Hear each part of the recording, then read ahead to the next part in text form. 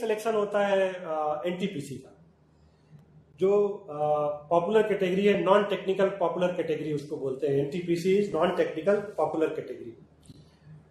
Non technical popular category में हमने vacancy announce करी थी करीब 35,200 की।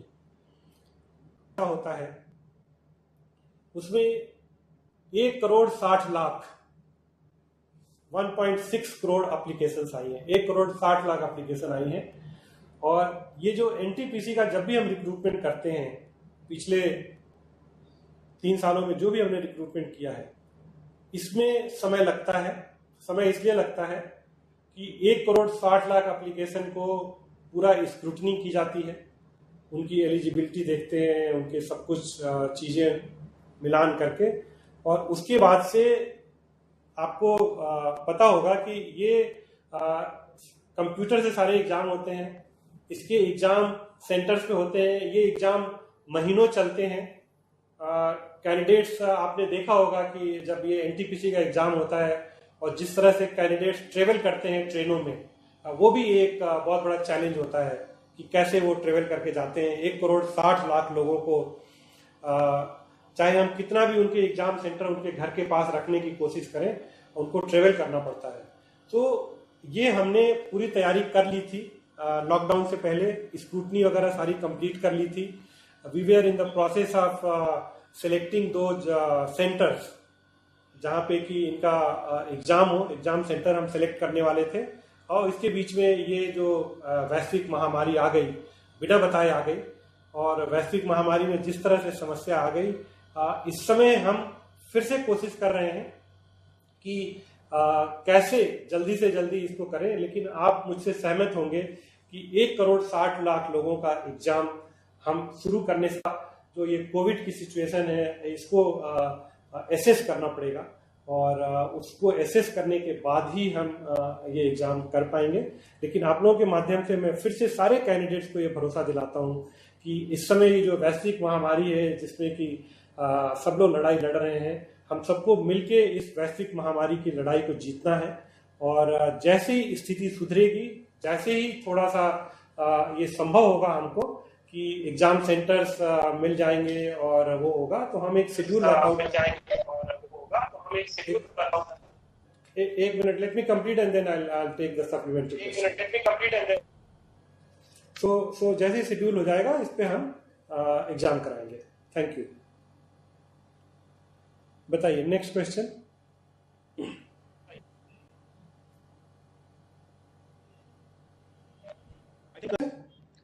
Yes, sir. Sir, he is asking that there are some media queries regarding the recruitment process going on. Regarding into recruitment process going on in Indian Railways, sir. Okay. In 2018, we started the process, so there are some concern that some of people have not received the the appointment letters and offer letters. So he just wanted to know, sir. देखिए, सबसे पहले मैं आप लोगों के माध्यम से ये सबको बताना चाहता हूँ कि सबको कॉल लेटर मिलेगा। और मैं आपको थोड़ा सा इसका डिटेल दे देता हूँ।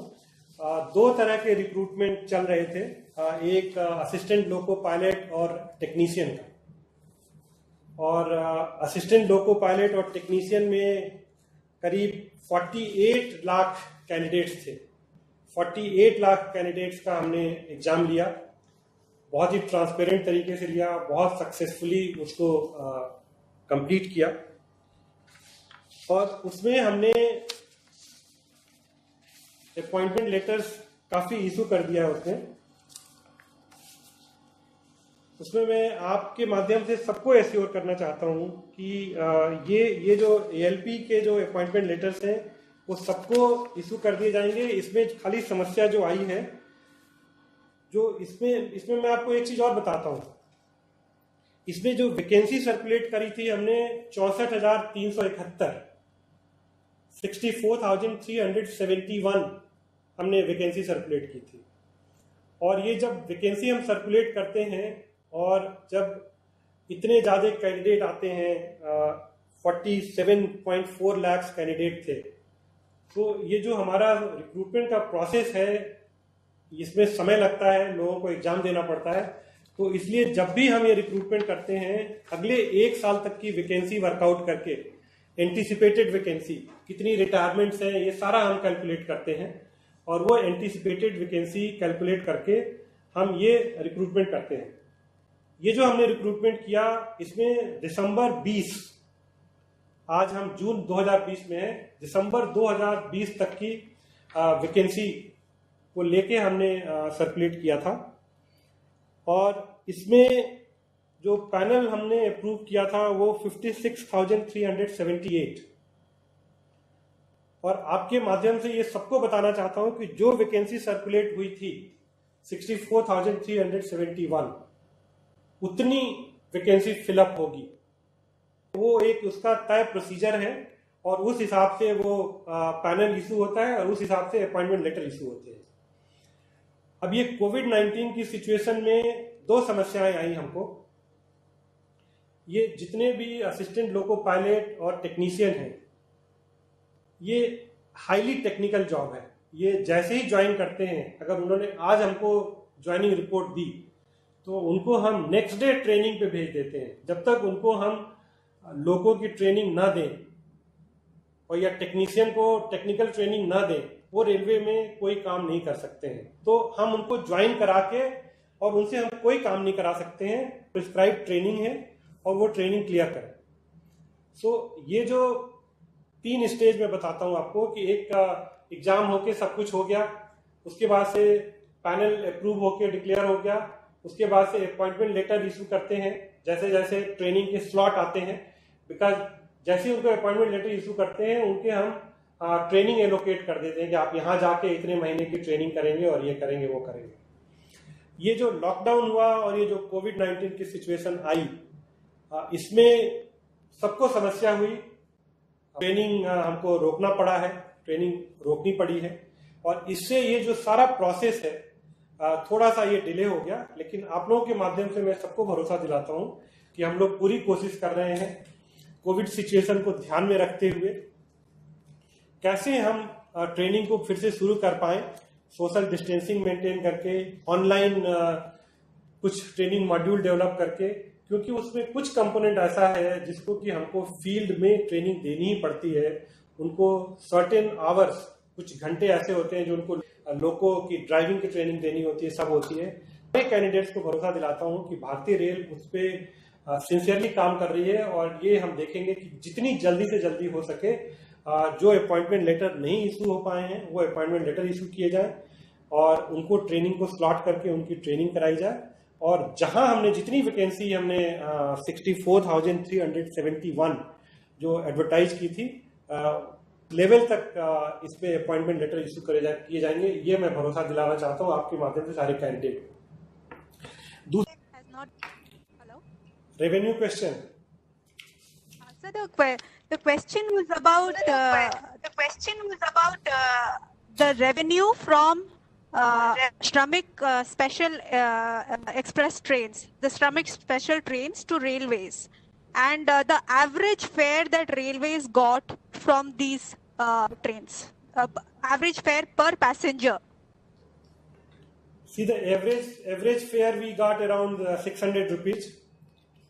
And Okay, sir. we have carried more than 60 lakh passengers. So you can just find out what is the revenue. But only thing I would like to mention that these fare was fixed only as per the normal rate of the Mail Express train. ये special train के हिसाब से इस fair को नहीं fix किया गया था। और जैसा कि पहले भी बताया गया है कि जो इन श्रमिक स्पेशल ट्रेन को चलाने में जो खर्चा आ रहा है और जो एक ये फेयर हमने फिक्स किया जो कि बिल्कुल मेल एक्सप्रेस ट्रेन का नॉर्मल फेयर है, उसकी वजह से जो कलेक्शन आ रहा है 600 रुपये एवरेज पर पैसेंजर, 60 लाख से ज़्यादा पैसेंजर ट्रेवल कर चुके हैं। वो जो खर्चा हमारा स्पेशल ट्रेन का आ रहा है उसका खाली 15% की रिकवरी हो पा रही है। 85% जो इसका खर्चा है वो भारतीय सरकार खुद वहन कर रही है। थैंक यू वेरी मच, धन्यवाद। Thank you, sir. Thank you for joining us here for the conference and taking valuable time as well on behalf of Thank you very much We are grateful to you. for joining us. Thank Thank you very much. Joining us. Thank you, sir. Thank you. Thank you all.